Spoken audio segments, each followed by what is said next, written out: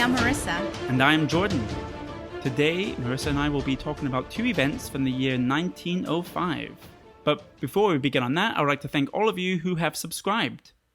Special thanks to Texas and Minnesota for your overwhelming amount of downloads.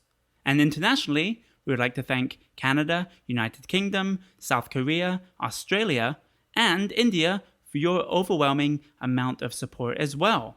And so because of these new subscriptions, we have decided to start a Patreon. Head on over to our Patreon page, pledge $3, and you'll receive the episodes 2 days before the release date, a shout out on this show, and once we reach our goal, you'll receive a special surprise. And to see what our special surprise is, go to our Patreon page, and the link will be posted in the description below. So, 1905. Merisa, what do you have to start us off with today?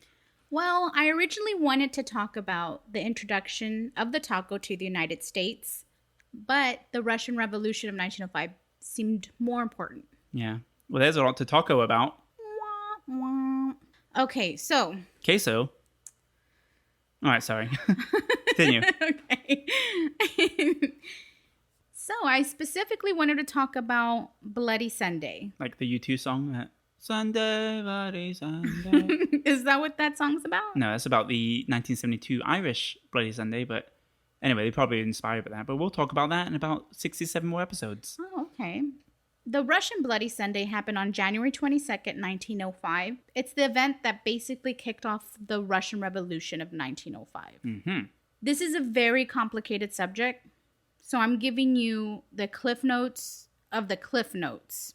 It is so complicated that another podcast called Revolutions, I don't have anything to do with this podcast. He doesn't know I exist, but I was listening to it. His latest season is season 10, and he did 40 episodes on this 1905 revolution alone. Just this one topic that we're doing now.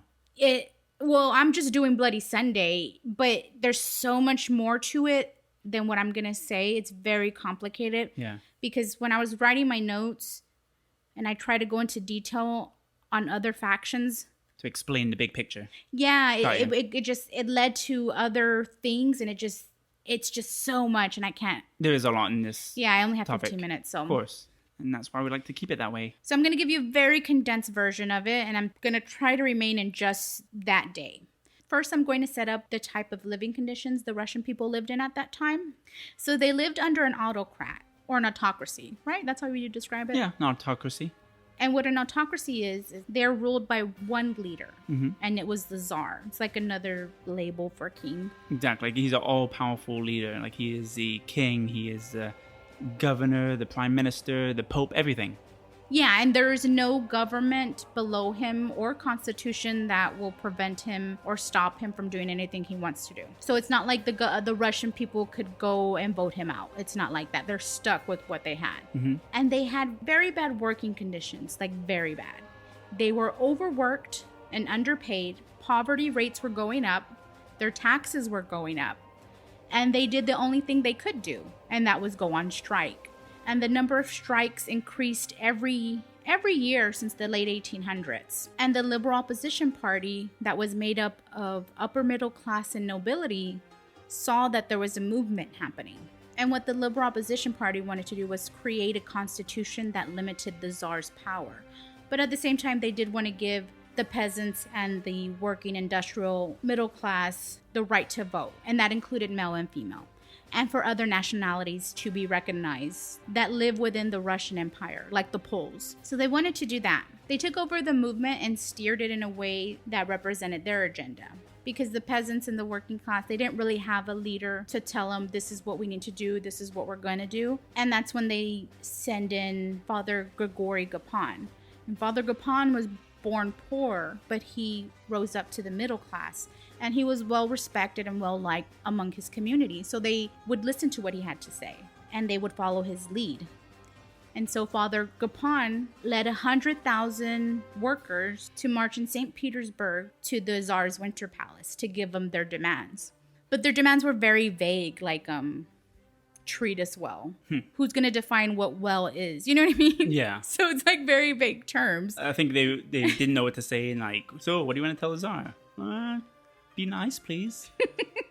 Right? That is a very vague thing to say. But see, that's how the liberal opposition party of Russia operated. Because if you're vague, then you could kind of insert anything you want in there. Yeah. Much like today, but... Yeah, there's a lot of similarities with today's politics than it was in 1905 in Russia. But it's crazy. I can't get into it. It's just too much. It's too much. It's way too much. So they go and they march. And of course, the palace sends out their guards because it's 100,000 people marching towards them. So they send out their guards, and the guards become a little bit jumpy because there's so many people. Of course, you're going to feel a little bit nervous. They outnumber you, basically. And they get a little jumpy, and the crowd keeps moving. And they fire a warning shot. But the crowd doesn't listen. So the crowd keeps moving. And they fire another warning shot. And this time it hits a child that was up in the tree being nosy, looking at everybody. Mm-hmm. Yeah, I read about that too. There was like kids kind of hanging out in the trees, and then they fired off a warning shot, and then one of them hit the kids, and then that made everyone enraged, and they thought they were getting killed. But then that's a rumor. We don't even know because there's two different sides. There's the Czar's story, and then of course the people's story. And yeah, because see, I also read that they believed, at first they thought it was an accident, but then in later years they believed that it was done on purpose. Of course, yeah. To scare them, to put them in their place. Like, you don't want to do this because this is what's going to happen. Yeah, it takes one bad guard who's an ass to shoot at them. Kind of like today, you Yep. see them protesting in America. Yeah, and you got June 2020. And you got most police officers just doing what they're supposed to do, sending guard, and then you got that one guy who wants to shoot a rubber bullet to a kid's head. But see, it's not stopping the protesters here in America either. Yeah. In fact, it enrages them. It makes them want to continue doing it because this needs to change. Yeah. And it's the same thing that happened in Russia 1905. They weren't scared off. It made them more determined. And what that event did, Bloody Sunday, was remove the mask of the Tsar. Because these people, the peasants and the working class, they thought the Tsar loved them. And this Tsar, Nicholas II, he had a nickname which was what? Bloody Nicholas. Yeah, exactly. Yeah. Because he's kind of known for... That's another story, too. Yeah, it's another story. It's complicated to I know, get exactly. into. But he was known as Bloody Nicholas because of a... During his coronation, a crowd of like thousands rushed the palace doors because they thought... Because the gifts were running out. And they wanted to get their gifts because he was being coronated. And 10,000 peasants, was that it? I think it was about 10,000 peasants went to that event. Yeah, and he was giving away things, and it was like food and other accessories, just little freebies. Here's your phone charger. Yeah, your phone charger. You got your T-shirts with his face on it, and you got all these things. And then they expected a couple of thousand, but 10,000 came, and it was a disaster. Yeah. They rushed and it. Yeah, like they started a stampede, they crushed people, and then the Tsar went about his day like if nothing happened. That was in 1880 something. I don't remember. Yeah, I'm sorry. That's another story. All right, but he has a bad reputation already. Yeah, but he was still loved though among most of them. Yeah, they still had this facade like, yeah, he loves us. He just needs to know that we're poor. He doesn't know. We just got to tell him. That's how they saw it. Yeah, they're very naive. But that day, when that happened, it was over. The mask was pulled off, and they were like, no, we need to do something. And later in that year of 1905, a bigger strike happened. And this strike was among different classes. You had doctors, lawyers, peasants, the working class. Everyone went on strike, and it caused some change. It wasn't change that helped the peasants and the working class, and that led to the revolution of 1917. But we'll talk about that when we get there. Yeah. It's another very complicated story. Yeah, if we get there. If we can talk about that in 1917. But yeah. I'm probably will. Yeah, okay. Yeah. But something I look forward to. Look at that. But that's the gist of it. Yeah. Oh, and then also Father Gapon, because Father Gapon truly loved the Tsar. But when that happened, when people started dying on Bloody Sunday, he was overheard repeating, there is no God, there is no Tsar, there is no God. So even somebody on that level lost their faith in their leader. Wow, in both the leader and God. Yeah. A religious figure. Wow. Yeah. Because he saw them as kind of like one. Like the Tsar was there because God placed him there. Anointed by God. Yeah. Mm-hmm. So when he lost faith in one, it kind of made him lose faith in the other. Insane. But then your story actually begins where mine ends. And it does. And it's funny because it's also kind of religious based in the same city, in the same year. And so today, I'm going to be talking about Grigori. Wait, you talked about him, didn't you? You're talking about a different one, I think. Yeah. Grigori Rasputin. Or is it Rasputin? What? I keep hearing both. Rasputin. But when you say Rasputin. Rasputin. I'm going to say Rasputin just for you. Thank you. And people who don't like it, you can email us at this. I don't give a hoot at hotmail.com. Yeah, you're not going to get through. But please, just give us the email anyway. Hey, we should be talking about that. Yeah, if you have any questions or any concerns or even comments or things you think could improve, email us at thisyearinhistorypodcast@gmail.com. So, today I will be talking about Grigori Rasputin. He joins the Romanov family in November of 1905. Mm-hmm. Now, who is this man? You've heard that name before, right? Rasputin? Oh, yeah, definitely. I've heard about Rasputin before I heard about the Russian Revolution. Yeah. He's growing up, you know. I've heard his name several times. Didn't know. I had an idea who he was from those kind of clickbait articles you read, like, who was Rasputin? And so I looked him up. Most of my research came from Disney's 1997 Anastasia, where he plays a bad guy. I haven't seen that since I was a kid. I've never seen it, actually. I still haven't seen it. Actually, I was trying to watch that movie just for fun, to kind of get an idea of what they were doing. Your research? My research. Since I don't have Disney Plus, I had to settle for the dollar store version of it, which did the same story, just in poor animation and in 1 hour. So he is introduced to that family. So he meets Anastasia. And actually in the cartoon, and of course the dollar store version of that cartoon, he is a bad guy and he's trying to kill Anastasia or something. But actually, when he was welcomed into the Tsar family, the Romanov family, the Tsar and the Tsarina really liked him and the children loved him. Now, Rasputin had a way with people, a very special gift, you'd say. He knew how to talk to children because he's a peasant from Siberia. So he has this way of talking philosophy to children on a child level. In terms they understand? Exactly. Like he was a people's person. He was a peasant. And so the children loved him for that. Everyone idolized him. He had this way about him. He's a 6'4", skinny, tall Siberian with long hair, much like it looks like in Anastasia, by the way. The long hair, the long wispy beard, and these eyes, which are like crazy looking. And people said that he hypnotized them with his eyes and he got his way with people because of that. He looks like my uncle Enrique. Yeah. Mm-hmm. And to see that picture of Enrique, look at the Instagram, Facebook, or YouTube video. No, I will not be posting a picture of Enrique. But this is an extremely interesting character. There's so much culture around this character, this man. So Rasputin wasn't even his real name. I forgot how he got it, but I think it translates to drunk because he was a crazy alcoholic. Oh, wow, really? Yeah, I don't know if they were being insulting. It was just, it kind of translates to drunk in Russian. I was trying to look it up because it wasn't his birth name. His birth name I cannot say, but his first name is Grigori, much like your guy, the father, right? Yeah. Mm-hmm. Popular, it means Gregory, I'm assuming. Anyway, so 1905, he is introduced to the Romanov family. Before that, he was kind of a nomad. He was a monk. He was in these monasteries and he wanted to become a religious man. He left his family. He had a family, like of 6 kids and a wife. Oh, wow, really? Left in Siberia. I did not know that. But they agreed, okay, it's fine, because he's going on this religious quest to become a better man and going to heal his people. That's how you get out of it. Exactly. But what he was really doing is indulging in some orgies. Because he had this way about him where he convinced people, wives, everyone, that in order to get closer to God, you have to sin. Because when you sin, you repent. And when you repent, you're talking to God on a regular basis. So the more you sin, you indulge in the fruits of life, right? Satanists, that's kind of their thing. So sinning is a good thing. And it doesn't mean like going killing people or sacrificing children. It means more like having fun, doing drugs, drinking, having sex, things like that. So Grigori Rasputin, he had that kind of ideology about him. He was traveling amongst different places in Russia, making his way to Saint Petersburg. Now, he got there about 1904 and kind of got to know the religious leaders in that area and kind of became known as a healer.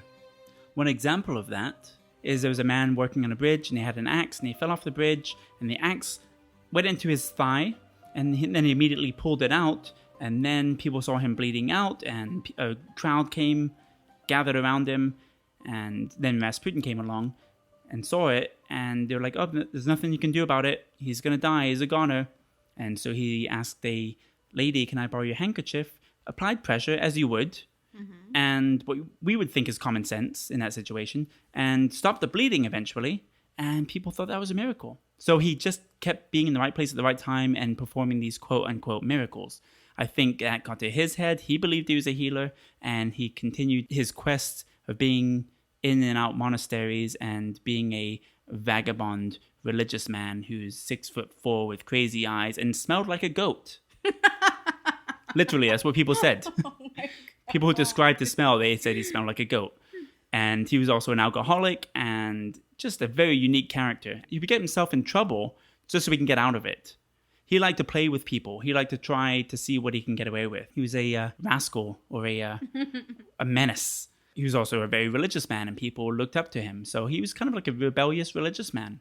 Now, when he made his way into Saint Petersburg, the religious leaders in Saint Petersburg were very jealous of him. He was getting all the attention. He was looked at as a man of God. And they were like, nope, he's a phony. He's nothing. So Rasputin is working his way around St. Petersburg, building up rumors that he's a healer, catches the attention of the Tsar and Tsarina, and they become intrigued. And they're like, we want to meet this man. Now, Alexandra is a German-born, English-raised princess who is very intrigued and very, very religious. And so she needs to meet this guy. And of course, Nicholas II, just the same, maybe not as religious. They finally meet him November 1st, 1905, and they were very convinced he was a man of God. He had a way with people, he had a way with looking at them, and he was very soft-spoken and very easy to like, very charismatic. So it wasn't until a few years later that they actually saw one of his miracles, quote-unquote, right? Okay. Now, the Tsar and Tsarina, they have 5 children. 4 of them are daughters. They had 4 daughters in a row. Now, Nicholas II, of course, you have to continue the Tsars. You have to have the oldest son. Well, they didn't have an oldest son until the 5th child, of course. Now, this child, Alexei, he was born with hemophilia. Do you know what that is? Yes, I do. Tell me all about it. Hemophilia is when your blood, it doesn't create platelets and it doesn't stick together. So when you bleed, it doesn't have those proteins to clot your wound. Yes, you don't clot as quickly. Yeah, so there's a myth that hemophiliacs will bleed to death from a small wound on their leg. That's not true. No. They bleed longer, but not faster. Exactly, yeah. They make it seem like it's like rubbing alcohol coming out of you. Yeah. It's just like, just leaks and I'm dead after about 5 minutes, yeah. Yeah. But yeah, of course. So that's the condition that his only son, who's supposed to be Tsar, doctors said he's not going to last 4 or 5 years. He's going to die soon. That concerned him because he's the only person to carry the Romanov family into the next generation. So the women couldn't marry, their female children couldn't marry outside, and it had to be a male. Not in this family. Okay. It had to be a male, the oldest son. Okay. Yes. So, of course, in other monarchies, you can have like Queen Elizabeth. Yeah, that's what I was thinking. Yeah, so in this case, in Russia, in St. Petersburg, that's not the case. It has to be the oldest son. So they wanted to put everything to this son. Now, he had an accident where he hurt his thigh. And the swelling and the pain was so bad. Now, this is like 1908. We've got Rasputin. He's a healer. Bring him in. Doctors gave him this medication. They tried to do everything they could to fix him. His condition was getting worse, not better. And so, out of desperation, Alexandra, the Tsarina, said, let's call in Rasputin. What do we have to lose? He's not getting any better. He came in. Now, because he's a very religious man, he doesn't believe in medication. Okay. What were they giving him? Aspirin. What does aspirin do? Thin your blood. Probably not the best thing to do for someone who's a hemophiliac. Yeah, exactly. So their blood doesn't stick together to create platelets, which makes it thick. So it's already thin. And then that aspirin makes it even more thinner. So guess what Rasputin did? He healed him. He healed him. Another miracle, right? So his swelling went down. Also, his pain went away. Now, one of the things that Rasputin is known for is being able to calm people down. He calmed horses. He calms people down. He has this way with people. So he was able to talk to the son and calm him down, which lowered his heart rate, which, of course, made his internal bleeding a lot less severe. Mm-hmm. So within days, he's coming back to health. And everyone's like, wow, this is a miracle. So they keep him around. He actually has a lot of influence in the royal family. Now, there's so much more about Rasputin. There's so much more story. I'm ending it in 1908 because there's so much more. I mean, he is such a crazy guy. Look him up. his death, I want to summarize his death, right? Just a little bit. So he was assassinated so many different times. He got stabbed in the stomach in his hometown by a crazy religious lady who ended up in a mental institution later on. He survived that. Then he was poisoned. Then he was poisoned again by some politicians. And when the poison didn't work, he was shot. And then when he was shot, that still didn't kill him. They shot him in the head, threw him in a frozen river, found 2 years later. And that was in 1917. Or 1916. And he lived. I'm just kidding. They found him in 1917, actually. He actually died December 30th in the year 1916, right? Oh, so he died before the Second Revolution. Exactly. Okay. Yeah, they wanted him out. And do we go in about that? I mean, there's another story with the Romanov family. It is dark. Watch Anastasia, you'll know. It is a dark story. But I wanted to say this because I've been obsessed with Rasputin for weeks, right? I've been looking him up. We're going to tell the story for a long time, but of course we don't have, 3 hours to tell the whole story. Or a whole season with 40 episodes. And so what we're giving you is a very summarized version of a story. So look this man up. It is crazy. Look at his pictures. So I looked up Rasputin. I was on Spotify looking up podcasts maybe about him. Didn't find very much, but I did find the song Rasputin, which I knew about, but I forgot about. It's from Boney M, 1978, I believe. That's the name of the band? Yes, Boney M. Boney, like a bone? Boney, Boney. M. Yes. And they're actually, I think he's from Denmark, the singer. They're a European band. And they're disco, and it's actually a really good song. Look it up. It's pretty cool. Now, when I look up someone or something, I'm fascinated by them. I look up, the singer. Oh, is he still around? He was born in 1949. Let's see if he's still around. Maybe we can contact him. I'm wishfully thinking. But I looked him up. Well, unfortunately, he died in 2010. Oh, okay. But guess which day he died? What day? December the 30th. Okay. 2010. Okay. Now, guess where he died? Russia. Yes, Saint Petersburg. Died in the same place on the same day as Rasputin. Oh, okay. That's the singer for... Oh, I was like... For the famous song Rasputin. I was like, you want me to be shocked? I don't understand what you're doing. No, it's crazy. Yeah. And I just saw that on Wikipedia. I'm like, wow, this is amazing. The connection the there. coincidence, It was yeah. a crazy coincidence. Same day in the same place. That doesn't happen. What was he even doing there? What did he die of? Maybe he killed himself. It was natural on purpose. causes. No, it was natural causes. Okay. Yeah, it was a heart condition, I believe. Look it up on Wikipedia. His name is I forgot his name. But look up Boney M and then go through that same rabbit hole I went through, and then I will not be looking up Boney anything. Mm-hmm. And there's this rumored thing where they have his penis in this museum somewhere, and I've never heard of that. No, but it's not. I highly doubt. You looked it up? I did look it up. I looked up a lot of things on Rasputin. There's so much about him. There's documentaries on him online. Look up this character. He's amazing in a weird way. I don't know if I love him or hate him. I think he's good at kind of lying his way into any sort of position. And he had a lot of influence in Russian leadership because he was the Tsarina's right-hand man when the Tsar went off to do some Russo-Japanese war, which is another topic. There's so much. Yeah, that had something. That war. There's so much going on. Had something to do with both revolutions. I know. I really wish, in a way, we didn't pick this topic because there's so much and you can't do it. Now, let's talk about some other things that happened in that year. Do you want to start, Merisa? A cyclone devastates Tahiti and surrounding islands, killing 10,000 people. On January 1st, the Trans-Siberian Railway officially opens after its completion in 1904, which was on July 21st. So it finally opens after being completed. In 1904? It was completed in 1904, and then on January 1st, 1905, that's when it was officially open. An earthquake in India kills 20,000. August of 1905, Mexican-American prospector Pablo Valencia gets lost in the Sonoran Desert of Arizona with no water. Aspirin is sold for the first time in the UK. Huckleberry Finn and Tom Sawyer are banned from the Brooklyn Public Library for setting a bad example, quote unquote. And we'll end it on that, and we'll see you in 1906. See you in 1906. Bye. Bye.